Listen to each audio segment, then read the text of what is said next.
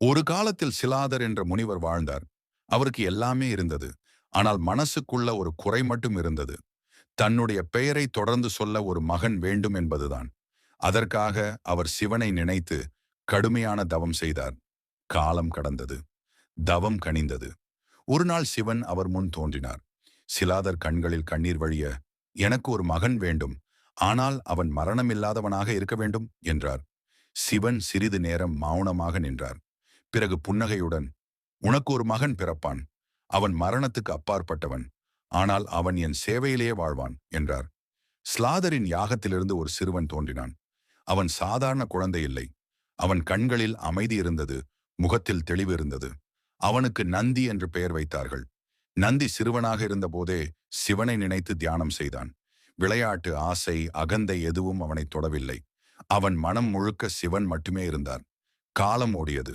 ஒரு நாள் சில முனிவர்கள் நந்தியை பார்த்து சிரித்தார்கள். இவன் மனிதன், இவனுக்கும் மரணம் உண்டு என்றார்கள். அந்த வார்த்தைகள் நந்தியின் மனதை அல்ல, சிலாதரின் மனதை கிழித்தது. தந்தையின் வேதனையை உணர்ந்த நந்தி உடனே தவத்தில் அமர்ந்தான். சிவனை அழைத்தான். தவம் தீவிரமானது. உலகமே அந்த தவத்தின் வெப்பத்தை உணர்ந்தது. அந்த நொடியில் சிவன் தோன்றினார். என்ன வேண்டும் என்று கேட்டார்.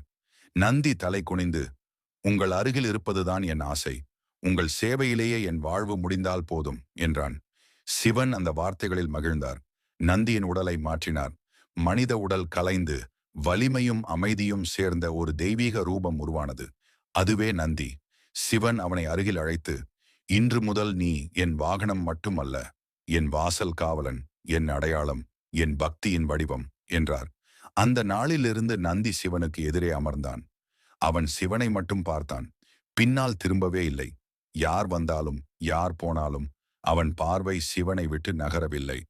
கோயில்களில் நந்தி ஏன் சிவனை நேராக பார்த்து கொண்டே இருக்கிறான் என்றால், அவன் கண்களுக்கு உலகம் தேவையில்லை.